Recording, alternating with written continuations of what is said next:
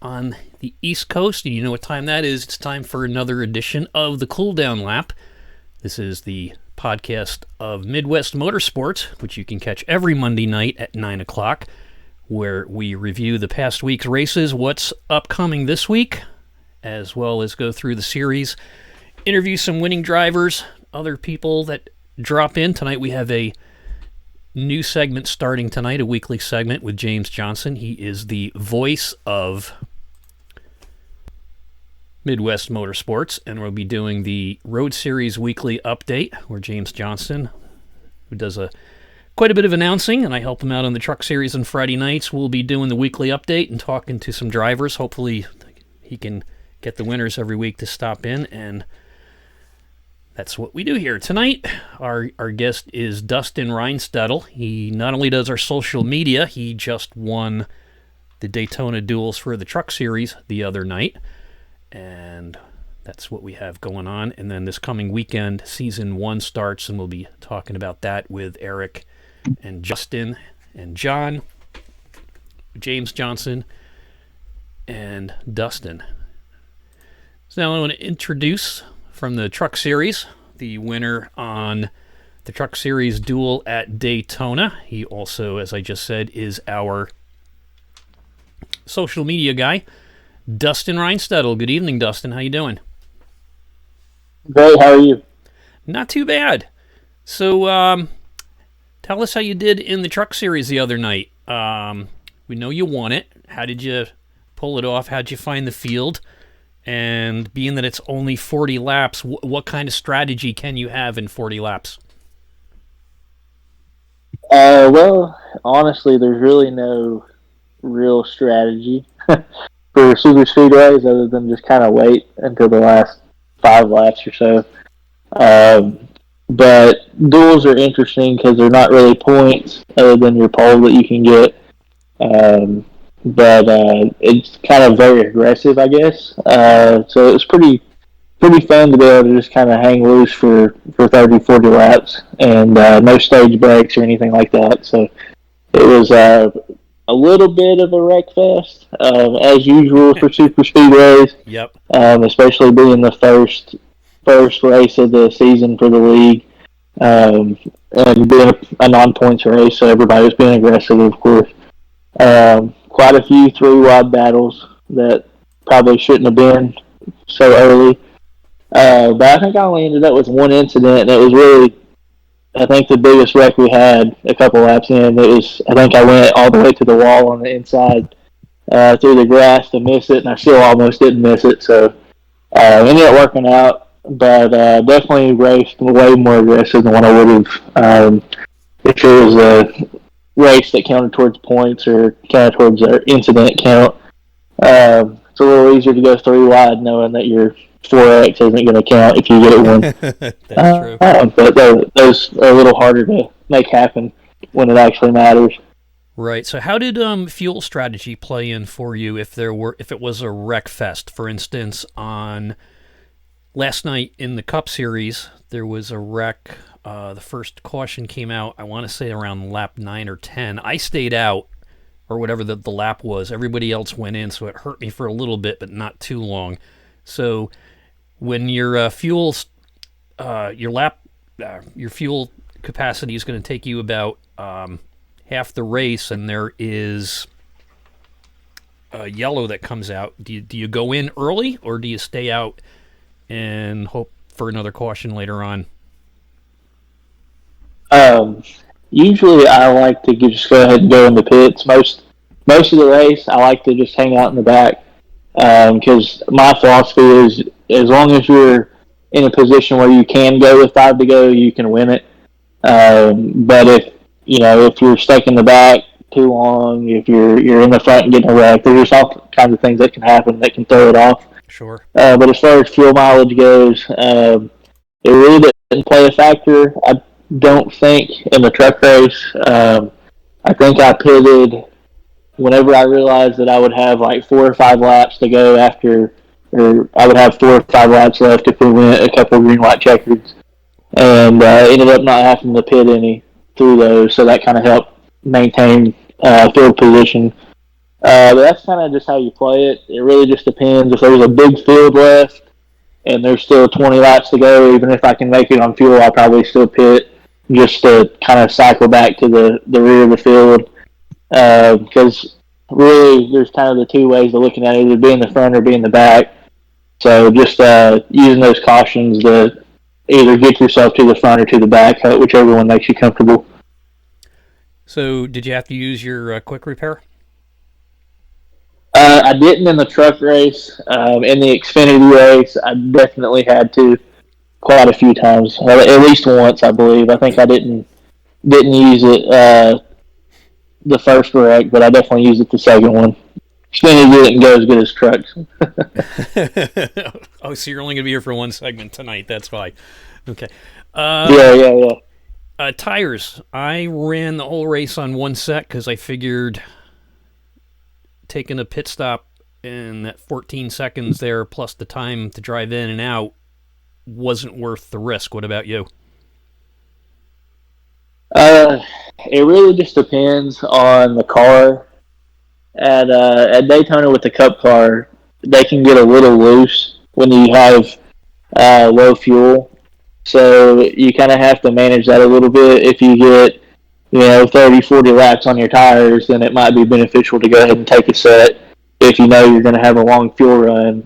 But I don't think I've ever taken a set under green. It's usually something that I'll decide on caution. Exactly. But as far as the doors go, I think I used my set just to use it to cycle me to the back during a pit stop. I used it about halfway, I believe. But yeah, it's sometimes you can. Night races, I guess, are a little better on tires. I've never really looked at tire wear at super speedways. The only time I think I've ever noticed tires is last year in the season opener. I got wrecked, and iRacing did some kind of glitch where it didn't read my tires after I towed, and I actually drove around on what basically felt like four flat tires. They wouldn't read anything for the tires, so that was interesting. But no, you really don't have any tire issues. You could probably not use them at all during an entire race and not have any issues with Xfinity or trucks. Cup car, the only thing would be getting loose on the top lane coming out of the exit of the turns. Yeah, I noticed that last night because both times when I had to go in for fuel, I waited, like you said, until like less than 5 laps, and I think I did it with like 2.5 laps on one fuel change. And like you said, you definitely know the car shaking a little bit. In the truck race, how did drafting come into play for you? The trucks are fun. You can draft with them pretty much at any track that's over a mile. So super speedways are really fun in the trucks. You can hook up with as little as 2 cars and kind of make some moves if you can side draft a little bit. So drafting was fun. I'm trying to remember. It was such a short race. You kind of just worked with whoever you could work with. Sure. Usually we get a pretty good group together with our admin guys that run on super speedways. But trucks, I think it was just Josh and or not Josh. Shoot, who was in there? Norm. Norm's going to kill me for calling him Josh. Or Josh is going to kill me for calling him Norm. Either one. Nick. But yeah, I had a little bit of motivation. I can't go this entire podcast without calling JT out now. After the last one, but during the Twitch, our broadcast, I got pulled in for an interview with a couple laps left, and James let me know that JT was giving me down the road in the Twitch broadcast, so gave me some extra motivation. But now that I think about it, I actually got really lucky towards the end of the race. There was a caution with just a couple to go, and the timing loop must have got me right whenever I got pushed out in front in the top lane, and got to restart. And controlling that inside line's key if you're trying to win. You can win on the outside lane, but on the inside lane, you don't have to worry about anybody passing you on the left, so it makes it a little easier to just have to worry about one person coming high. So where did you qualify? For the dual race, I think it was bad. I don't know what I'm doing during qualifying, but the Xfinity race was the same way. It was a little better, but actually just went ahead and ran. I killed my first lap and just ran high the whole time, and then jumped down and did the whole turn down on the tri-oval part and run the yellow line. But I was almost 2 seconds slower. So it's definitely at night. It's definitely a first lap deal at Daytona. For some reason, I was thinking it was 2. Maybe during the day it's 2, but definitely my worst qualifying effort there. I think it was like 13th or 14th, something like that. But that's just one of the things. Like even after the duels starting on the pole this week, I'll probably try to stay out for the stage and get some stage points for that first 2 stages. If it starts getting too wild, though, I'm definitely not going to stay up there. It's qualifying doesn't matter a whole lot outside of the stage points starting the race. Gotcha. So it's the race this weekend is 60 laps at Daytona? Yeah, something like that, Greg. Okay. Honestly, in the trucks it'll be, a little bit. It might be 75 to be honest with you, Greg. It is 75. Yeah, it is. Yeah. I just changed the page there and it came up. Yeah, we went to a little longer of a schedule in the trucks this season, so it'll be fun. So, what's your strategy for opening week at Daytona, knowing that it's 75 laps? And I think you just said that you're going to try to get better qualifying and be up front for the first stage, and then if it's hairy, hang out in the back. So, if you're going to hang out in the back, at what point do you decide that you got to start moving up front, with or without a bunch of yellows in the way? It kind of depends. There's a couple ways to do it at Daytona. You can use the cautions. You can not go in for a pit stop, which is a little risky, depending on how many laps you have left, which I think we're doing, what is it, Eric, 75% race and 75% fuel? Correct, yep. Yeah, so you got a little bit more wiggle room on laps. Like, so when you get down towards the end of the race, if you can have it fueled up, if you could somehow manage the time the caution before the last caution, with however many we go, which we all know there's always going to be that late race caution at Daytona, until there's not, right? But it's just one of those things. You can do it that way. You can try to work a top line. That's one thing I realized in the last part of the truck race. I made a move going from, I took a couple people through wide and they kind of backed out of it, and got a spot that way, and then was able to do a crossover move to get back to the inside.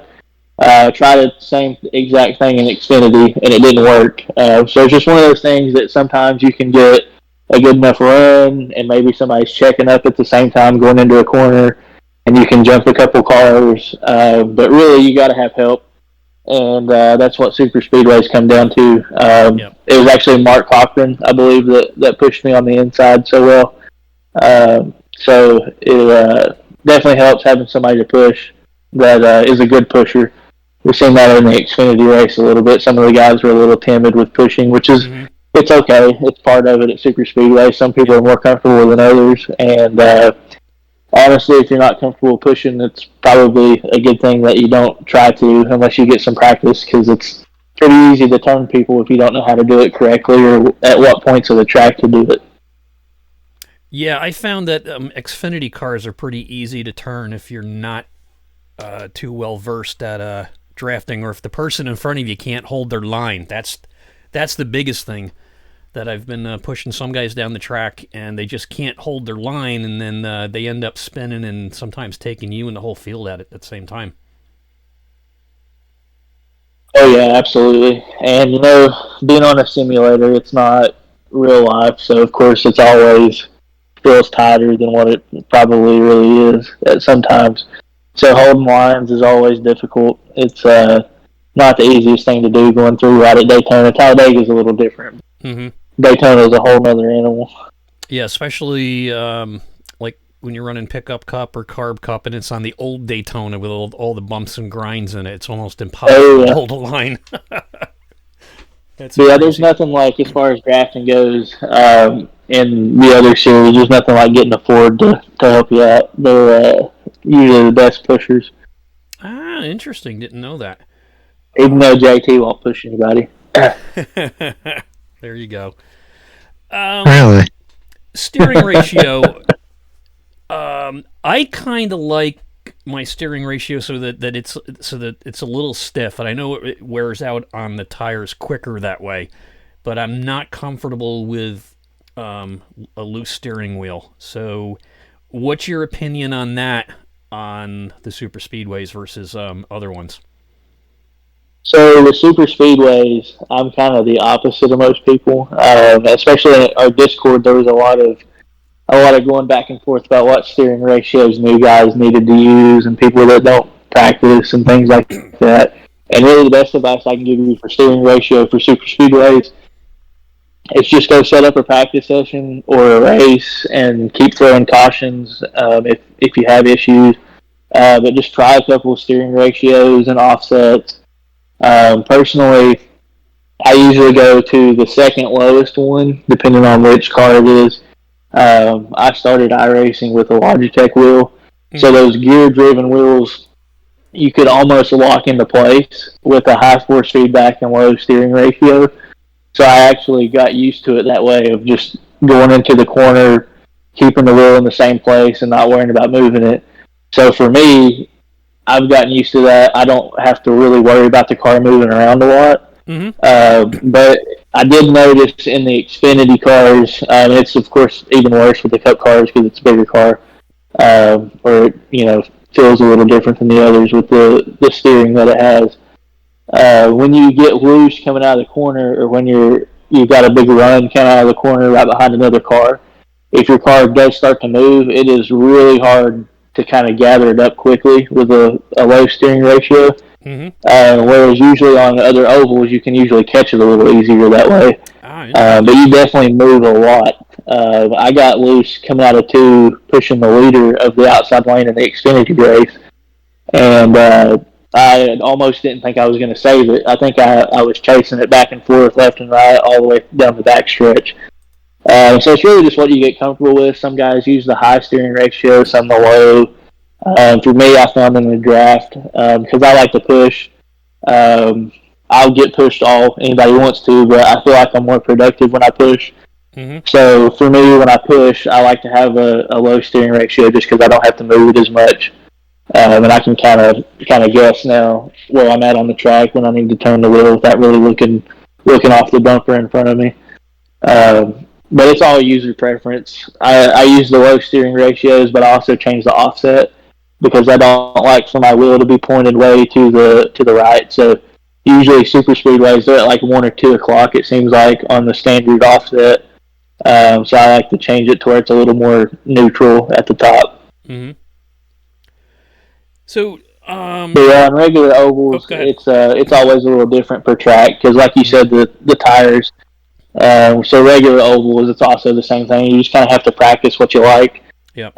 My first year in the league, I couldn't figure out why I kept getting smoked on long runs by Eric and Ben and some of the other guys.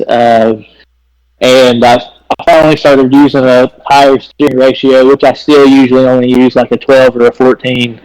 I'm not really a 16 to 1 kind of guy. Mm-hmm. But I found that actually really helped me with my driving style to save tires a little better. You can turn faster laps sometimes, it feels like, with low steering ratios. But like you mentioned earlier, you definitely kill the tires a lot quicker if you don't know how to do it.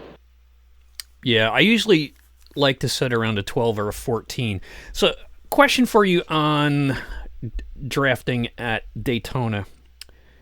In last night's race, we had, let's say we got a line of 3 cars, and we're going into turn 1 and 2, and you always get a good run coming out of 2, and all of a sudden on the high end, the high side, here comes a car by itself, and is actually battling the lead car in our pack on the back stretch. When you got a train of 3 cars, how does one car manage to at least until the beginning of turn 3, run side by side with the lead pack car? Are we talking about in passing or just that it drove up? It drove to up there. and it almost overtook the lead car in our three-car pack going into turn 3. But of course, at that point, for some reason, they just drifted back. But I'm always amazed when a car comes out of nowhere, and sometimes that happens in the dog leg too. It just a solo car will come in on the high side with nobody around and kind of give that lead car in a 3 or 4 car pack a run for the money for a while. Is that because someone's really good at side drafting coming out of turns?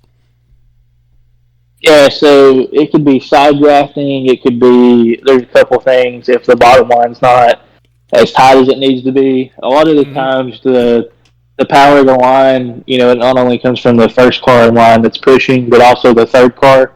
If they're not close, then that second car doesn't have any help. So it's basically like you're in a long line, but it's really just 2 cars pushing. If the third guy's That makes sense. not pushing but close enough to break the air gap, then it'll help out. But it can be side drafting. I also just learned recently, if you're in a single line, it's almost better to be the second row up instead of on the inside, because the inside line checks due to where you get the runs, and that you're tighter around the bottom, so it's a lot easier if somebody hits the apron.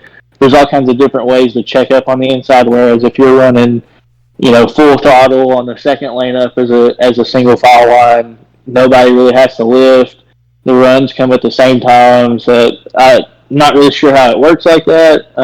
I guess it's just the better way around. But you can also do that on the top lane. It's just a little harder to keep the runs coming from the second car if you're in the main top lane at the white line.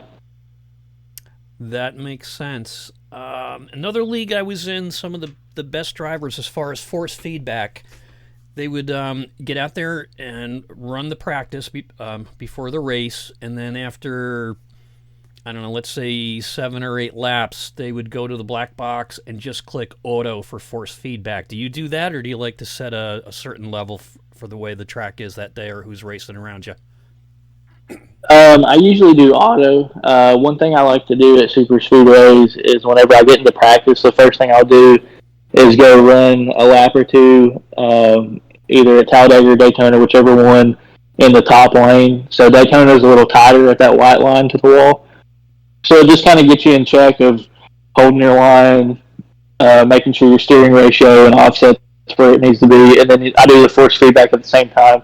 So I'll run 2 laps, I'll hit auto, and then if I don't feel like that's enough, I might give it 1 or 2 clicks up. I usually do up more than I do down after I do auto, just because that kind of helps me keep the wheel a little tighter, it seems like. Okay, anybody have any questions for Dustin? You want to try to steal some of his secrets for this weekend? No, Jeez, man, if you let me get a word in here.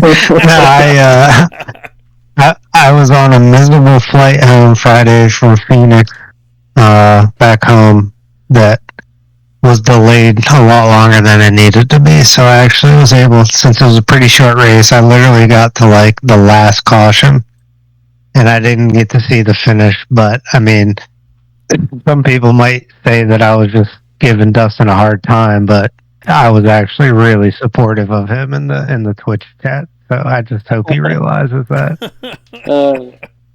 Yeah, just to state it so everybody knows, me and JT do not hate each other officially. Officially. Okay. But from what I saw, it looked like a really good turnout. We had a lot of trucks on the grid, and I'm excited for it. So it should be a really good season with hopefully a lot of competition, and keep the grid sizes, we're up where we want them, and it'll probably be a pretty good battle with all those people signed up. So I'm looking forward to the truck series for sure. It sounds like it's going to be interesting. It's just that I would love to race. I just don't have any more time to do anything but what I'm doing now, and then picking up the Sunday night series there.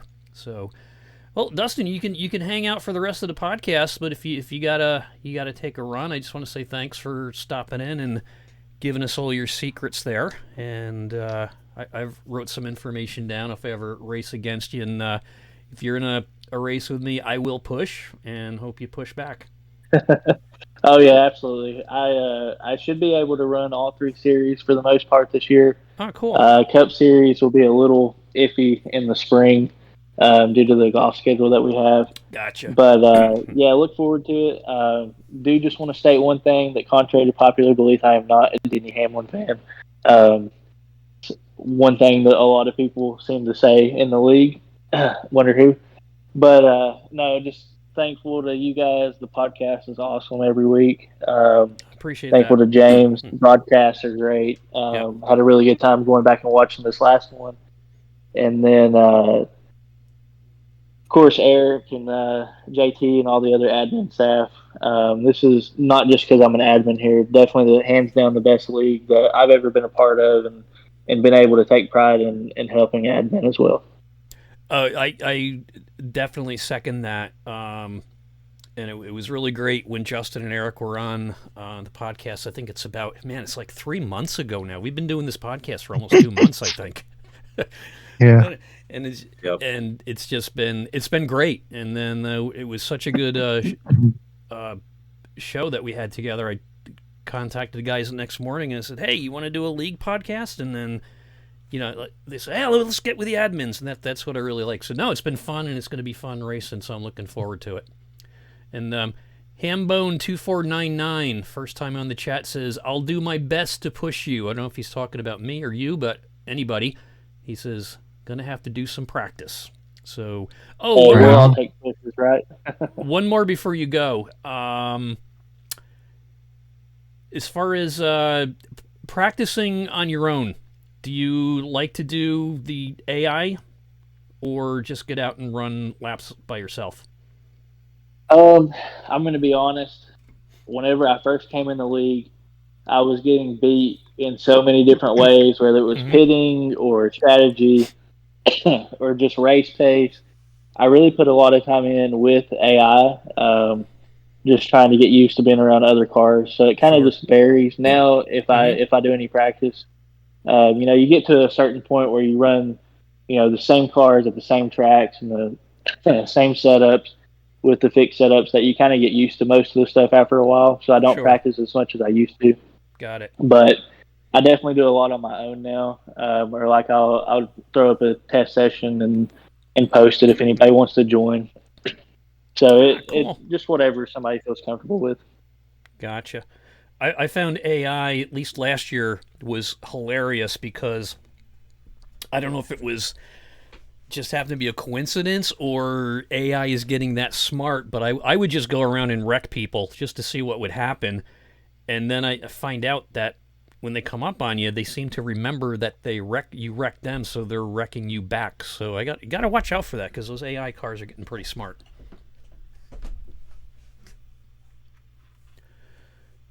Okay, now it's time to bring in James Johnson, the voice of Midwest Motorsports, for our new feature every week, the Road Series Review. And James Johnson, take it away. It's all yours. Hey, Greg. Thanks a lot for having us tonight. Oh, you're welcome. Doing great, man. Doing great. Once again, I want to congratulate Dustin on a great truck run. Dustin is the previous season truck champion, by the way, so let's not forget that. No surprise that he's going to start on the pole at Daytona this week.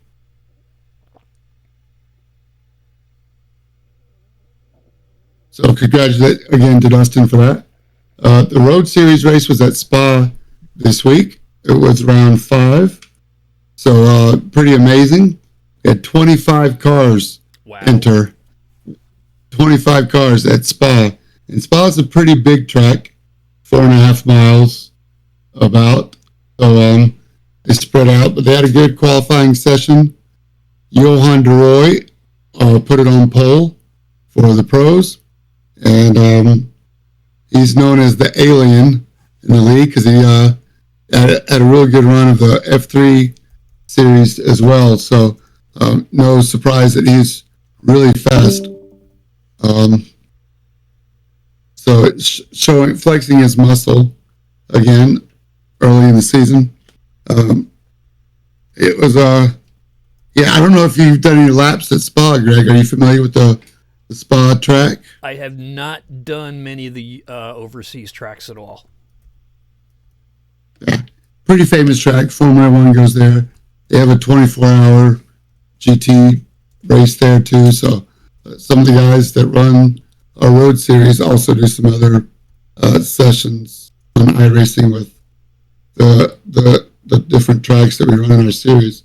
So it's pretty exciting. But no surprise that Johan de Rooij was on the pole. So then the race starts, and man, it's at night, which is pretty cool.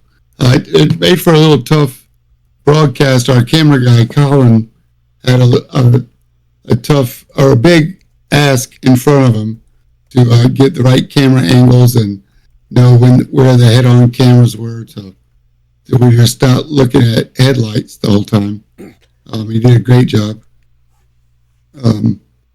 But yeah, so we get a start, and the first lap, I think all the GT4 racers know that they do an incident review on the first lap. So most of the time, the first lap is pretty clean. Again, a 25-car field. The first couple of turns at Spa are pretty tight, pretty fast, and then a long straight into another fast section. So anyway, it's pretty amazing that they all made it through La Source, which is a really tight hairpin right, known for first turn pileups. They all made it through. Get to the first series, they drop single file down a long straight. I mean, this tells you how excited I am about this season, because we're like 2 minutes in already, and I'm talking about the first lap still.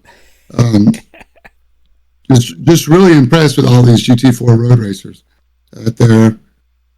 You can tell they've all practiced. Let's see, I can tell you that Johan de Rooij, his pole time was almost exactly what his fast lap time was. So it definitely wasn't his first laps on the track for qualifying. Get around, a couple of incidents. We won't talk about those. They got reviewed. We'll talk about those maybe afterwards for a post-race penalty when we talk about the penalties. But at the end of the first lap, there's a right-left chicane that's really tight, and the first 4 cars went too wide. Now, this is 4.5 miles later through 20 turns. 19 and 20 are the chicane. So 20 turns, and they're still too wide, 2 rows deep. I tried to get a screenshot. Didn't really work the way I wanted it to, so I didn't send it to you. But if anybody gets a chance to watch the replay on YouTube, Midwest Motorsports is a YouTube channel. You can see the first lap. It's really clear that top 4 were too wide. Jason Phillips, Johan de Rooij, Shea McNeely, and Max Bauer side by side in a really tight right hand and left hand, and then they single file again by the time they get to the start-finish straight. So it was just not something that you see in a usual road course. Definitely not something you see in an open lobby. So super impressed with that. Max Bauer then on lap number 2 crashes on his own. Later in the lap, turn 13 and 14, is a right-hander and the left-hander just got a little bit of snap oversteer. So a guy that was going for the lead, or fighting for the lead, right behind the lead battle, now it goes from first to 13th on the second lap. So he's working from the back now. It's pretty exciting. Then there's 4-way battles up and down the field. Lap 7, 4th through 6th, we're all battling super tight. I can go on and make leads. Finally, we get down to lap 19 and 20. Let's see, they go for 60 minutes. So they ended up with 24 laps. So with 3 laps to go, Jason Phillips, Johan de Rooij are still slicing and dicing. I mean, they're switching position just about 2 or 3 times a lap. Some lead follow up to that point. These are after pit stops at 30 minutes, so everybody stopped once for tires. That's not a surprise. I think we're going to be able to stop just once on every track the way the fuels work out, so that's not going to be a huge strategy. Whether you take tires or not might be a strategy point, but I think most everybody can do 60 minutes on a set of tires too, so should be no tire changes. This was the case for Spa as well.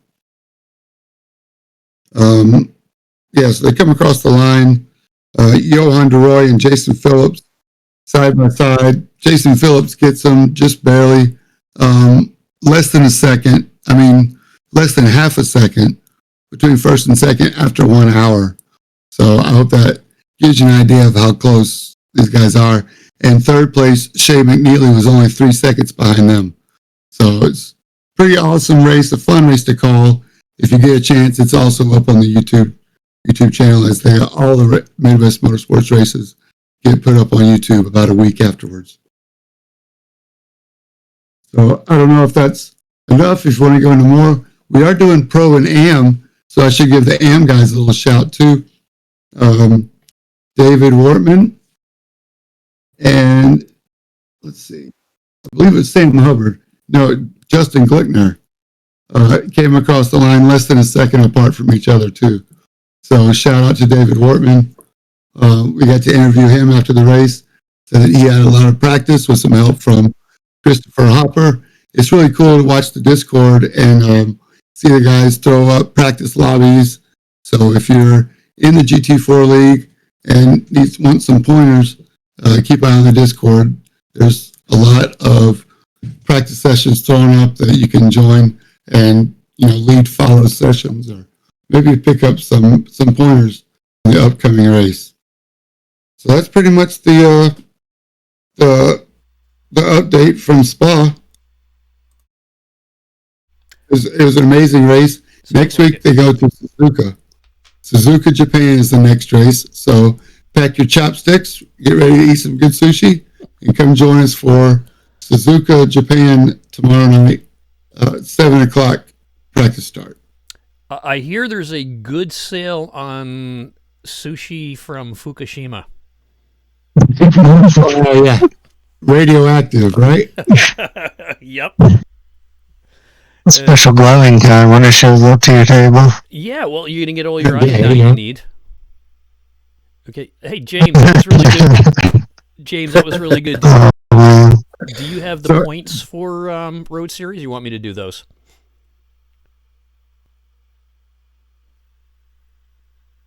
Is he still there? I have them, but I'm happy to share them if you want to go for it. No, go ahead. This is your segment. I'm still here. Can you hear me? Yeah, we can hear you. We can hear you, James. All right, Greg. Can you hear me, Greg? Yes, I can. Go ahead and do the points. This is your segment here. Okay. There might be a little bit of a lag, but it's all right. Okay. All right, no problem. Thanks again for hosting us, Greg. So let's see. Got the AM. Let me go back to the Pro. Go to Sim Racer Hub is your go-to place if anybody is on there, looking for a place where you find the points or the series standings.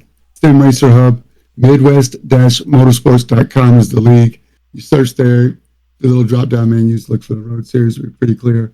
So Johan DeRoy is currently leading the points. Shea McNeely in second, Max Bauer third.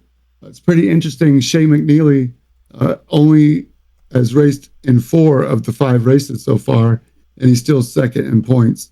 And I will say also, it's a little bit early to be looking at points. It's a 20-race season, but 2 of your points, your 2 lowest points drop. So right now, these are with no drops. You have to do 10 races in order to drop. My guess is a lot of the guys are going to do more, if not all 18 race counting points races. So you probably have to do all 18 at least if you want to be in the top levels of points. But yeah, shout out to Johan DeRoy. He had a bad run, dropped out one week. I forget which one it was. Is it Brands Hatch? maybe the week before that. But anyway, he dropped out, disconnected. He had a drive-through penalty. I think that was Nürburgring. He was too many off tracks, so got a drive-through penalty, and that dropped him to the bottom of the field. And I think he just pulled over and parked it. But he's still leading the points without any drops by 42 points. So, there are bonus points. There's lots of ways to earn points in the road series. Fastest lap, leading a lap, the most positions gained get you points. So, there's a lot to race for throughout the season. So, still early in the season to be looking at points, but definitely some big movers. Justin Thaler currently 5th in points. Not bad, Justin. You were at Spa. Let's get a little feedback on your run at Spa, and I'll try not to break up any talking points. Well, it was absolutely terrible. Had one of the lap one incidents, so rightfully so. I'll be starting from the pit lane tomorrow night at Suzuka, but I like my pace would have been there, but got caught up in something, had some terrible damage. Was wondering why I was so slow. Pretty much trying to work my way back through the field, use my fast repair, and my second flying lap after that, I shaved off quite a bit of time. So I wasn't aware my damage was that bad, but it just sucks for me because that's one of my favorite courses. But it'll be on the schedule next season, so we're just looking forward to tomorrow night. I thought it was a pretty good recovery drive, Justin, considering, that not only did you just spin, but, got in this confrontation and then off in the gravel and still recovered to have a relatively decent run. It'll probably be a points counting race for you, depending on how the rest of them go. But you did go, and you did, you have a pit lane start next week. And I will say that when the admins talked about it and, you took it on the chin and owned up to it, and, you're not, oblivious to the rules apply to everybody. And that's another thing that I like about Midwest Motorsports is that, the rules are there for everybody. Everybody follows them so that everybody has the same chance to win, man. So good on you. We'll put it behind you and move on to Suzuka. Thanks. What are you going to do with turn 1 in Suzuka? I love that course, but turn 1 has got to be one of the most difficult turns on a road course because it is so sharp and the track is not very wide at that point.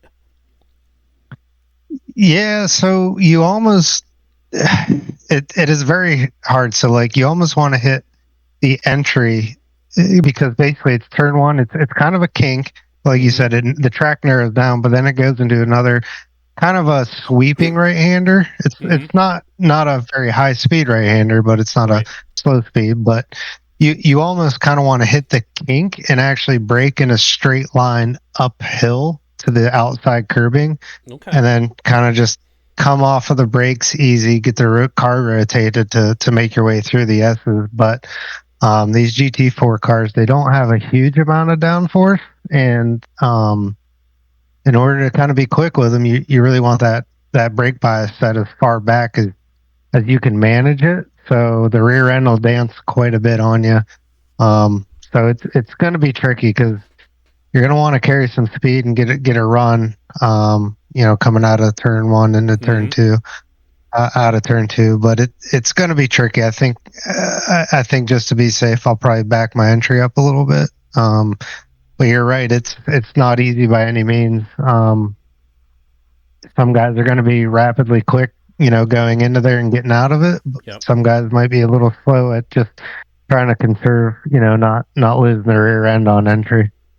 Yeah, because there's a lot of camber in that corner too. So it's going to be something. I not only back up my turn going in there, I usually park on the side and let everybody else go by, and then I take the turn and watch everybody else crash and go by them. That's one way to do it. So, I mean, it might actually, we'll see what happens. It could be a benefit to me starting in the pit lane. I'm ashamed to do it, but James hit the nail on the head. Nobody here gets any special treatment when it comes to the rules.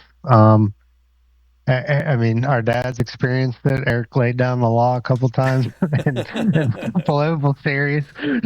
So it is what it is, man. Nobody's above them, admins and friends and family. So the rules are the rules, and everybody has to abide by them. So I appreciate James, making that a point, and it is what it is. I'll start, with my tail between my legs for a little bit and a little bit of shame.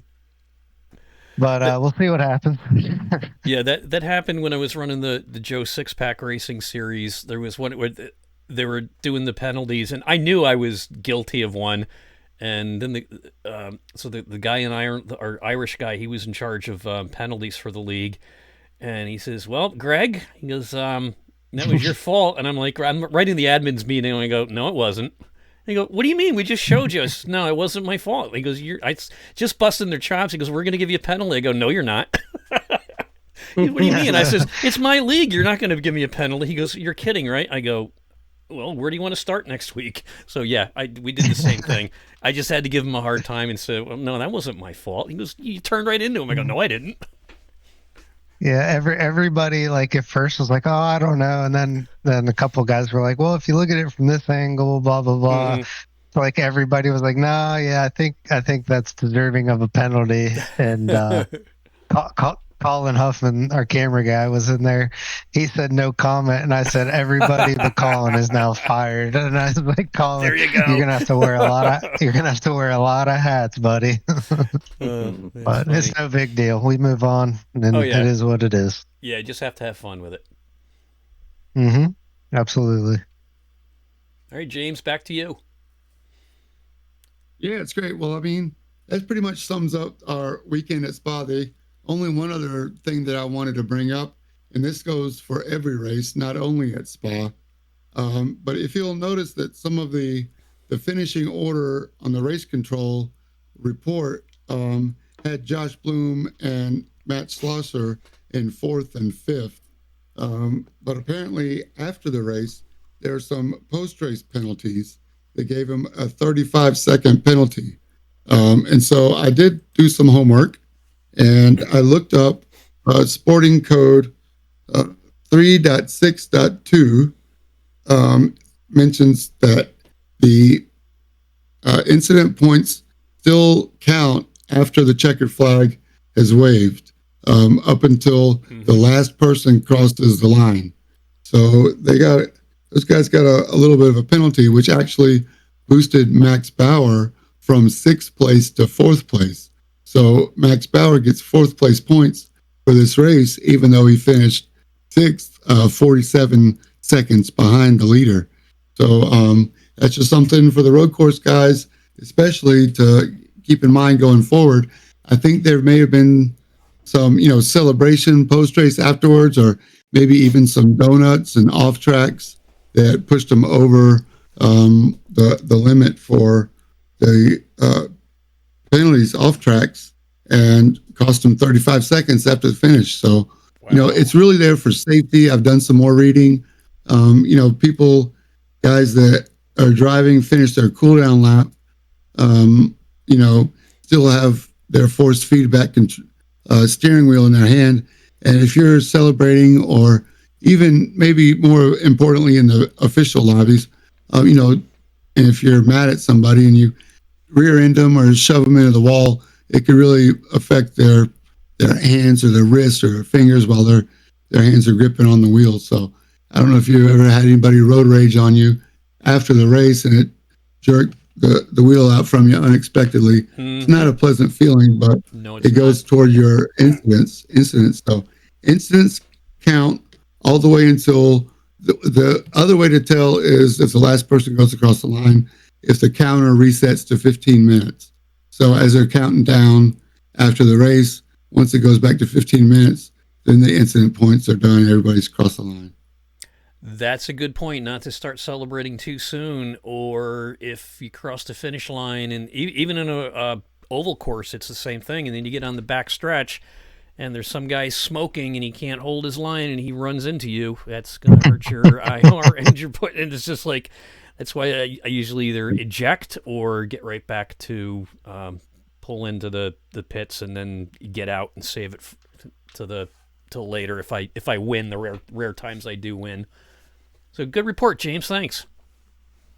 Yeah, thanks again for having us. Hopefully we can make this a weekly thing. I'd love to come back. Oh, definitely will. Keep you guys updated on the road series. Sure, the more the better. Like I said, this is your show. I just provide the platform and engage with what's going on, and it's a lot of fun. So, as he said, this week heading into Suzuka with a tough turn 1 with Johan de Roy leading the pro division and David Wortman leading the amateur division. And I was looking at the race finale, and like everybody said earlier, there's a lot of the good AM drivers that are giving the pro division a run for the money. So let's take a look at the truck series, which we already did with Dustin in here. He won the duels at Daytona, and this week, October 13th, season opens at Daytona with a 75 lap run, and there's no truck series points this week with the duels. And checking out Xfinity, the Daytona duel winner for Xfinity was Drew Alvarez.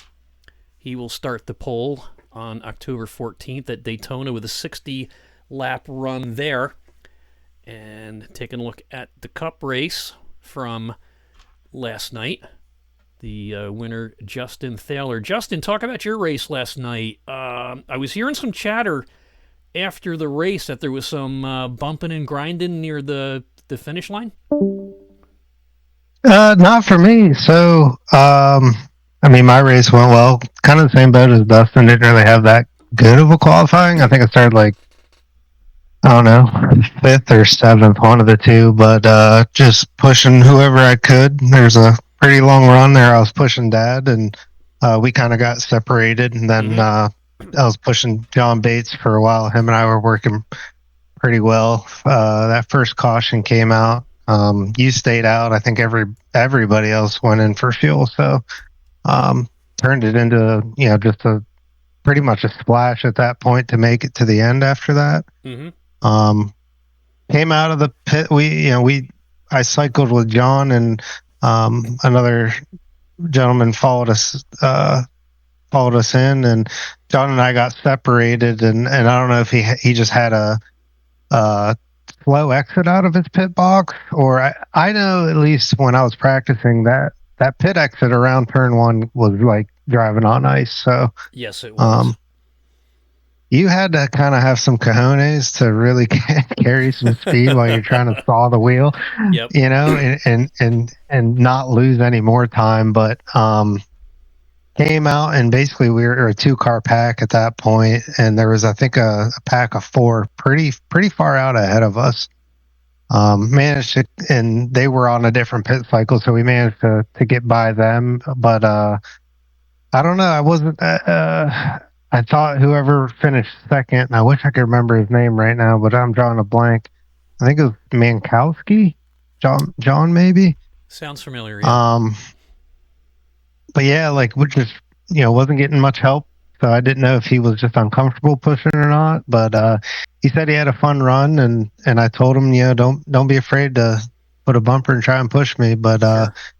It was a super speedway. I mean, you work with who you can, and again, just to kind of reiterate Dustin's point, it was a short one, so you kind of got to make hay when you can. So not trying to be overly aggressive, because it's not going to matter to the last lap. But somehow I was able to hold on to it. But it was fun.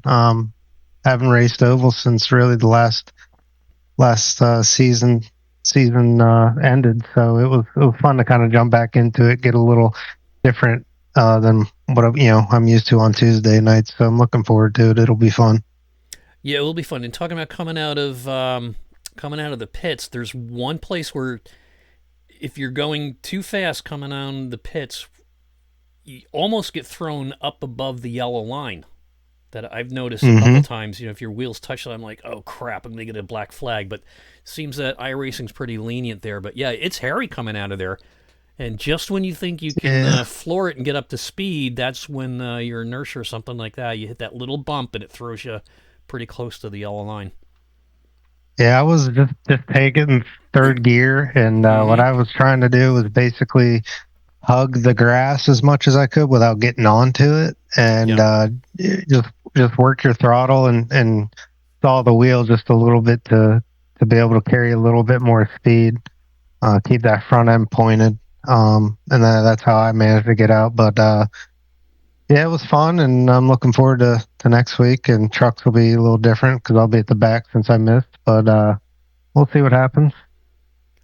Yeah. Speaking of obscure penalties, did you know that if you go on the grass, I'm not talking Talladega or Daytona, or maybe even there too. If you go on the grass to try to cool your tires down, iRacing will give you a black flag for that. Oh, yeah, that's interesting. I know there's a lot of stuff around the code of conduct during like the Daytona 24, and I want to say it was like the Williams Pro Team. Basically, they got a pretty. There was a lot of people coming out on social media, kind of telling them they're blatantly cheating for. I think they were running like the apron around the part of the road course. I want to say it's. Yep, I remember that. Coming out of 4 to the front stretch or something. But yeah, Tony Kanaan and a lot of big names were basically calling them out, calling them cheaters for breaking the code of conduct in that race. So there's some things you got to be careful about. But I didn't know that you'd get the black flag for attempting to cool your tires. Yeah, I couldn't believe it until somebody said, "What the heck?" And that's what it was. I could not believe that you could actually cool your tires by going down on the grass, but it makes sense. And when you're talking about that Williams Racing, the team owner, he fessed up to it, and they said after watching the review, they agreed, and I think they got rid of a couple drivers that were doing it, as I recall. Yeah, it was interesting. I mean, a lot of guys take it. I mean, a lot of guys are very talented at this hobby, and good for them. And I'm not taking that away from them. But if you're that good at it, you don't really need to be exploiting anything. Exactly. Yeah.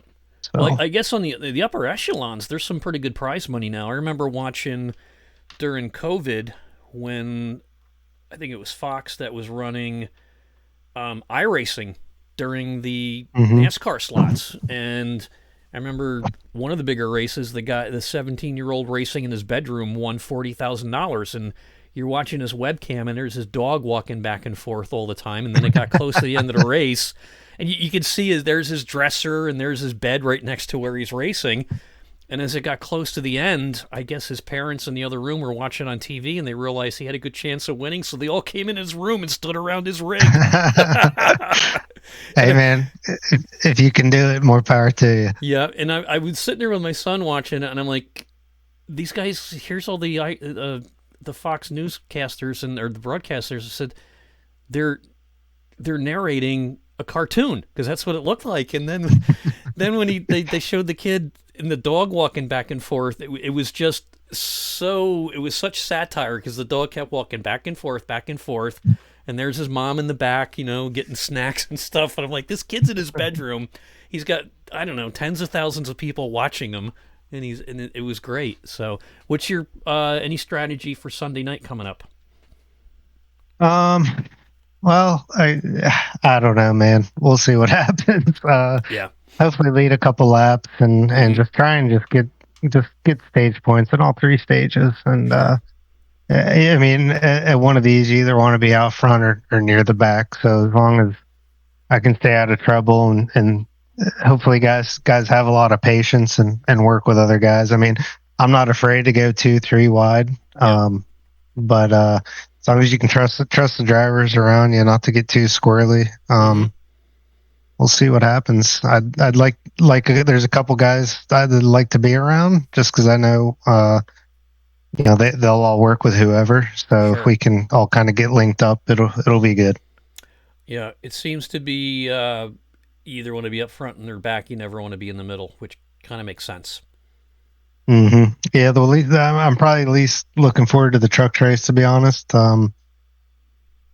I know last couple seasons there at the super speedways, it's a train, and it's really hard to kind of make headway and get a couple positions. So the cup cars will be a little bit different, but just stay with the pack, not lose the draft, and we'll see what happens. Yep. Oh, if you lose the draft, you're you're screwed. Absolutely. Or if you lose the draft, you get that one guy that's like 3 seconds ahead of you, and he won't slow down to let you catch up, understanding it's going to help both of them. Because I've had that happen sometimes. I'm like, private messaging him or something. Hey, why don't you slow down and let me catch up? No, I'm not going to do it. You're just going to try to pass me. Okay, dude. Yeah, it's hard because the best thing you can hope for is like if you're chasing a pack and there's maybe two you guys linked together, that those guys start going too wide and trying to jump positions left and right and hopefully catch up to them. But we'll see. I'm excited for it. I mean, it's always fun to just be able to race regardless of what length of track it is. That is so true. Yep. You like the high line or the low line?